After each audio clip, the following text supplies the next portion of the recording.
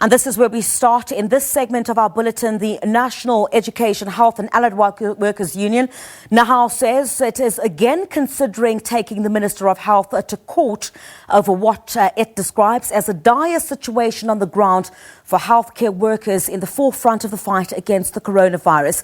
Nehawu had previously asked the Labour Court to compel the Health Department to provide personal protective equipment for healthcare workers, but that was withdrawn. Zola Sapheta is the General Secretary of Nehawu, and he joins me via Skype. A very good evening to you, Mr. Sapheta. Thanks indeed for your time. So let's just go back a bit. I understand that you'd previously asked the Labour Court to intervene in this matter, but later withdrew your request. What happened there first? Good evening to you and viewers.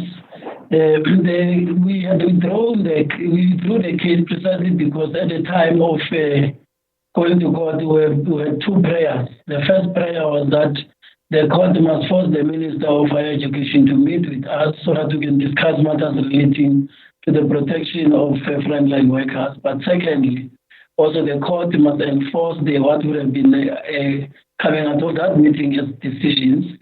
But because Dr. Zola Mkhize would replied prior to go to a few days before court, and where he confirmed his availability, therefore, we felt that we must withdraw the case because the minister was available at the time.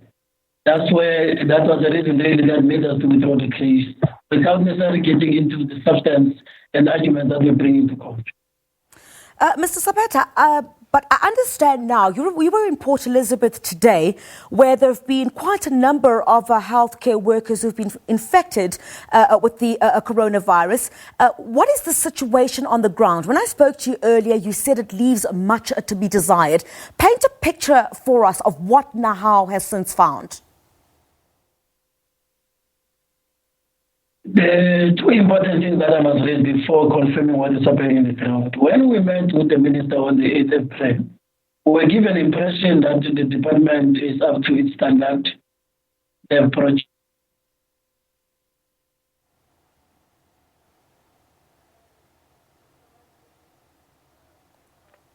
a particular number of FDA and put in place to protect the frontline workers. Unfortunately, that is not the case on the ground. There's a high level of cry in relation to the shortage of these PPEs. And in some instances, for instance, in the hospital where I was visiting this morning, we were told that health workers are given a mask that they must use for 5 days.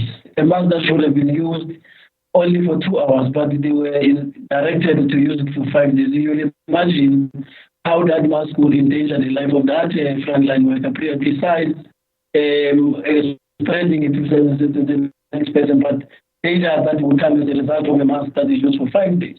And secondly, there's a general cry in terms of lack of leadership, lack of decisiveness from the management point of view, completely lack of establishments like occupational health and safety committees, which must deal with the risk assessment on a daily basis. So generally, there's a crisis, and we were so shocked because a few weeks ago we were told by the minister that the situation was extremely bad in Eastern Cape, and later on he demonstrated his happiness because he was saying that there's an improvement. From what I gathered today, because I was on the ground, I was not looking at this thing from a helicopter point of view. I was on the ground. I went ward by ward. I see the pain from the eyes of workers because in that hospital alone 60 workers are tested positive. You would imagine then there's a serious crisis there. Sapheta, do we know what the national scope is? I heard you say that you're also concerned about leadership at some of these facilities. Are you just talking about Livingston where you were today, or is this the national picture? And are you able to tell us exactly how many healthcare workers to date have been affected or infected by the coronavirus as a result of poor working conditions? Generally, I'm not referring to Livingston, but I had my share with Livingston. As you remember that just 2 days ago, our relating a story of a worker who was forced to work without PPEs as a result got infected at their workplace. And the fact that the demonstration and the frustration that worker went through under the desperation from the management to keep her quiet, not to come forward to disclose those things. So the next week I will be in the Tegwini, and the other leaders of Nehawu will be elsewhere. But that's what so far we've come across, that the situation is unbearable. Working conditions really are not conducive for our members and the soldiers in this fight to be able to really pick up a fight against these fights. I must apologize to our viewers. The line is really not clear. Just very quickly, Mr. Sapheta, I have to get this from you. Are you now considering or taking this back to court now? Yes, two things that we're going to do from this visit. We are currently consolidating numbers of the frontline workers who are infected. Our research team that we just established last night is then now making a data analysis on the basis of the numbers, so that we are able to serve how this particular grouping of frontline workers got infected, whether from home or on the way to work or from work. And even at work, it is because the person is by association either with a colleague or by association with the public. Once we get the statistics, we're going to take them and table it for court. But secondly, the inability of managers in the department to establish this occupational health and safety committees as provided for by the occupational health and safety, it is that we have to take the matter to court, but also not only to fight this thing only through court, but also we're going to use what we have at our disposal, which is our labor.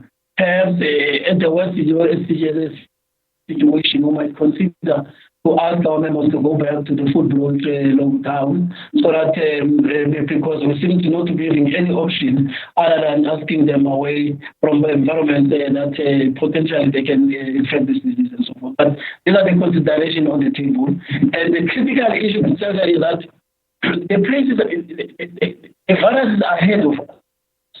The virus is no longer in the street, it's at the hospital. Yet our government are searching for this virus in the street through screening, through testing.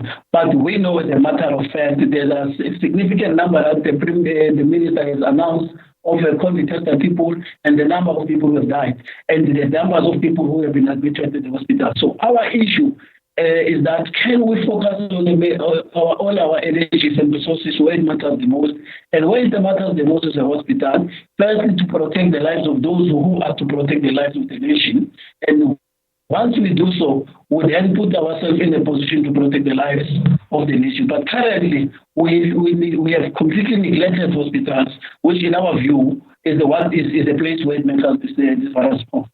All right, Mr. Sapheta, I'm afraid our line is not very clear, so we'll have to leave it there. Thank you very much indeed for joining us here on the program. Zola Sapheta, who is the General Secretary of Nehawu, saying that they will consider going to court, taking the Health Minister to court over what he says is the department's failure to provide adequate safety gear for frontline health care workers. But before that happens, they will be tallying exactly how many healthcare workers have been infected while at the job and also outside of work as well. And then they will take that decision after that. Thanks indeed for your time this evening.